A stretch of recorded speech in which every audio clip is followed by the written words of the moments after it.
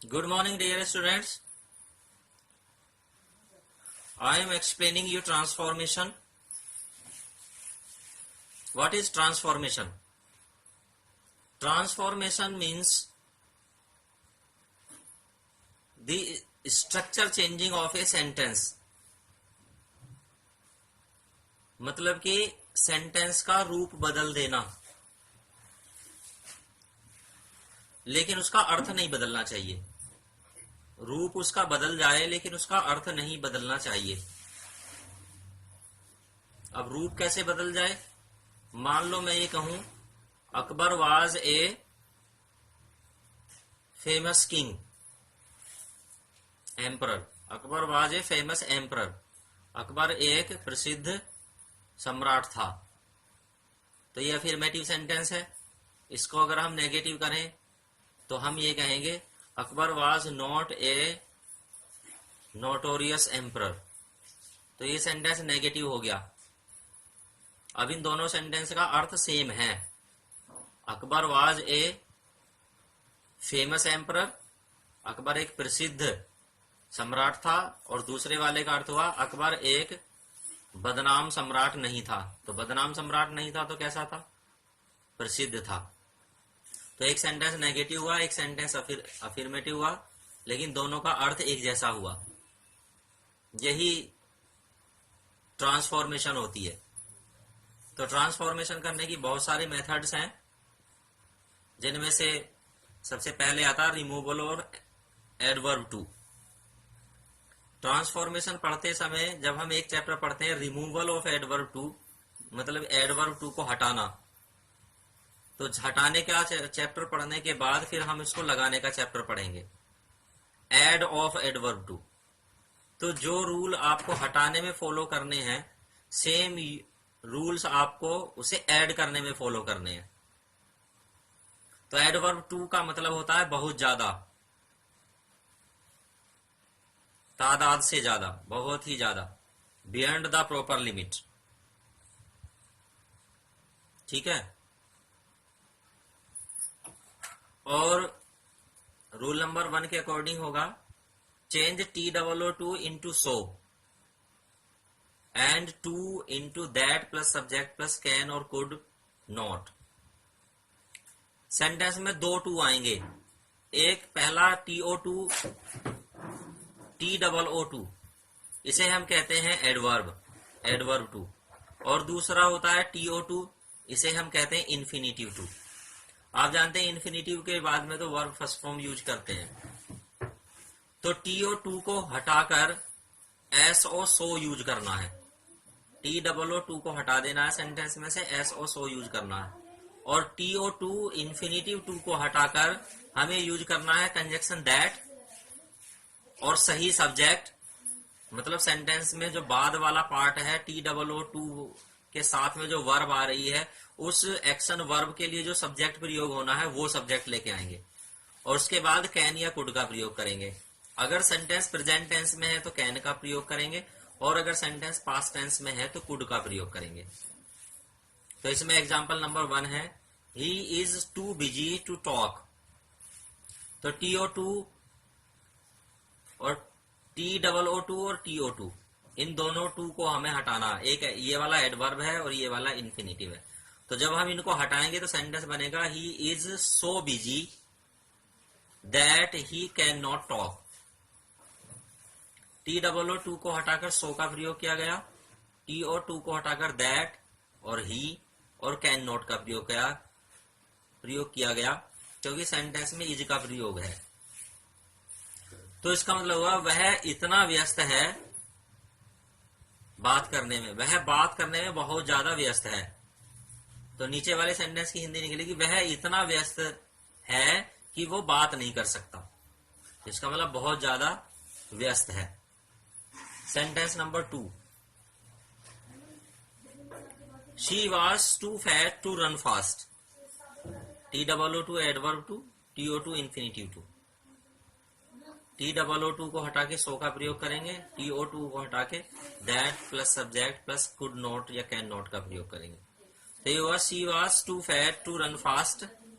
Answer होगा she was so fat, TOO को हटाकर सो का प्रयोग किया गया, और उसके बाद TO2 को हटाकर कंजक्शन दैट, और रन फास्ट, रन किसे करना है, जो मोटी है, सी को ही रन करना है, तो इसलिए यहाँ पे सी ही सब्जेक्ट आएगा, दैट सी, और सेंटेंस में वाज का प्रयोग है तो कुड का प्रयोग होगा, कुड नॉट रन फास्ट, वह तेज दौड़ने में मोटी है, तो आंसर होगा वह इतनी मोटी है कि वो तेज न दौड़ सकी, वह तेज दौड़ने में मोटी थी, तो वह इतनी मोटी थी कि वो तेज न दौड़ सकी।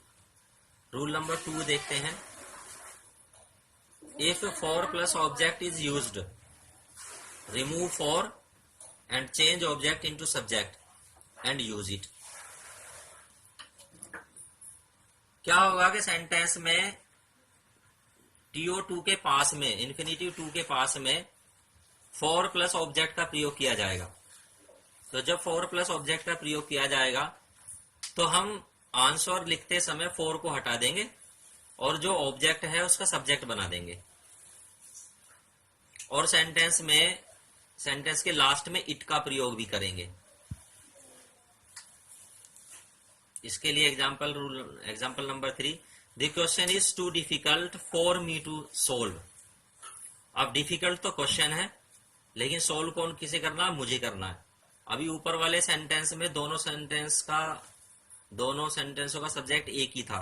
जैसे अगर हम इसको देखें, सी वाज टू फैट, तो वह इतनी मोटी थी, टू रन फास्ट, तेज दौड़ने में, वह तेज दौड़ने में बहुत ज्यादा मोटी थी, तो तेज किसे दौड़ना, इसको, और मोटी कौन है, ये, तो एक ही व्यक्ति दोनों जगह प्रयोग किया जा रहा है।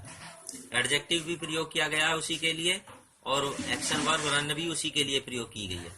लेकिन इस सेंटेंस नंबर 3 में क्या हुआ है, एडजेक्टिव किसी दूसरे के लिए प्रयोग किया गया है, और जो सोल्व वर्ब है, एक्शन वर्ब है, वो किसी दूसरे के लिए प्रयोग की गई है। तो सोल्व प्रयोग की गई है फॉर मी के लिए प्रयोग की गई है, और जो एडजेक्टिव डिफिकल्ट है वो प्रयोग किया गया क्वेश्चन के लिए। तो दोनों डिफरेंट हो गए हैं।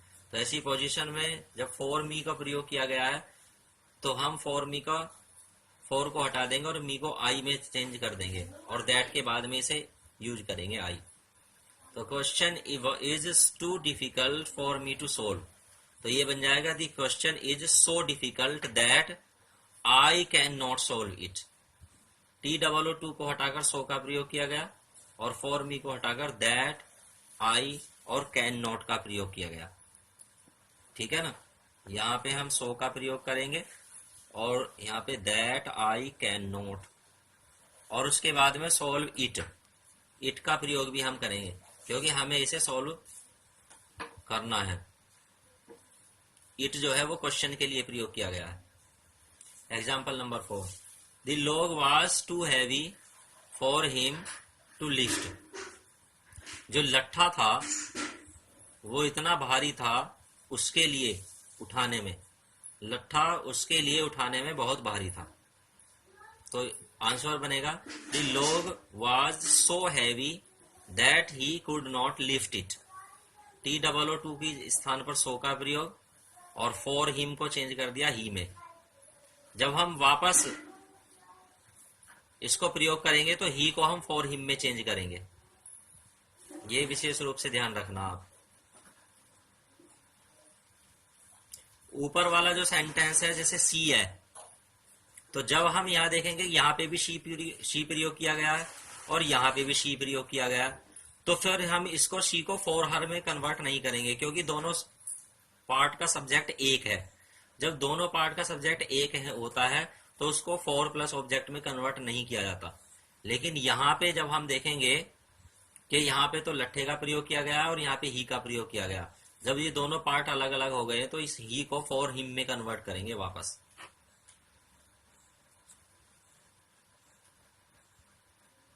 रूल नंबर 3 आपके सामने है। When the subject of the second part of the sentence is different and not mentioned, like for me, for him, use one or it as a subject। जैसे ऊपर के सेंटेंस में दिया गया है, ये इस वाले पार्ट का सब्जेक्ट ही बनेगा, फॉर हिम का इसमें प्रयोग किया गया। तो ऐसा सेंटेंस हो सकता है कि उसमें दोनों पार्ट अलग अलग सब्जेक्ट के लिए प्रयोग किए गए हो, लेकिन अगले वाले पार्ट में for him, for me, for them, for her का प्रयोग न किया गया हो। तो ऐसी पोजीशन में हम क्या करेंगे, सब्जेक्ट वन का प्रयोग करेंगे, और जब वापस हम उसमें ऐड करेंगे एडवर्ब टू, तो फिर वन को हटा देंगे, वन को यूज नहीं करेंगे। एग्जाम्पल नंबर 5 है, the milk is too hot to drink. अब हॉट एडजेक्टिव प्रयोग किया गया है मिल्क के लिए, और ड्रिंक जो वर्ब है वो किसी व्यक्ति के लिए प्रयोग की गई है, तो इसलिए इसमें दिया नहीं गया है फॉर मी, फॉर हिम, तो हम यहाँ पे वन का प्रयोग करेंगे। अब दैट के बाद जो सब्जेक्ट आएगा वो वन आएगा। तो the milk is so hot that one can not drink it. ठीक है, तो दूध पीने में बहुत गर्म है, तो दूध इतना गर्म है कि कोई इसे पी नहीं सकता, इट का प्रयोग भी करेंगे। इसे के लिए मतलब दूध के लिए इट का प्रयोग भी करेंगे। तो इस तरह से ये सेंटेंस है आपके सामने। Example number 6, the handwriting was too bad to read. हस्तलेख पढ़ने में बहुत बुरा था।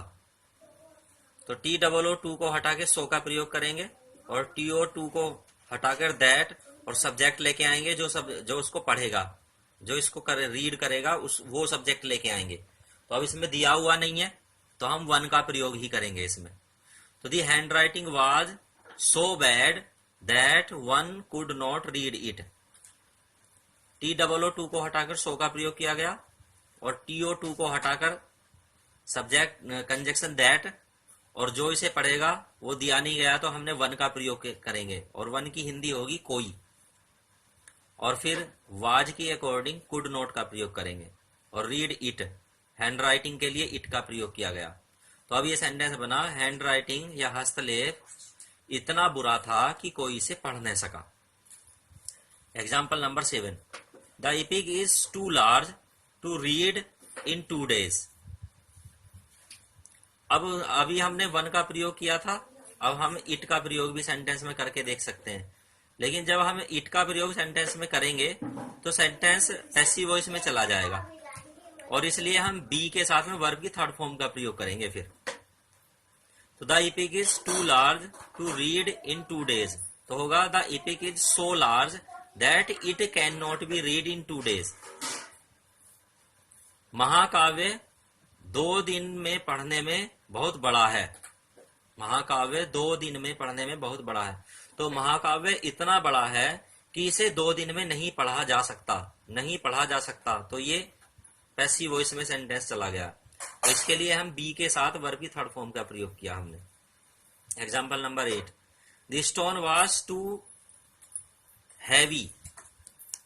ये हैवी है why. The stone was too heavy to move.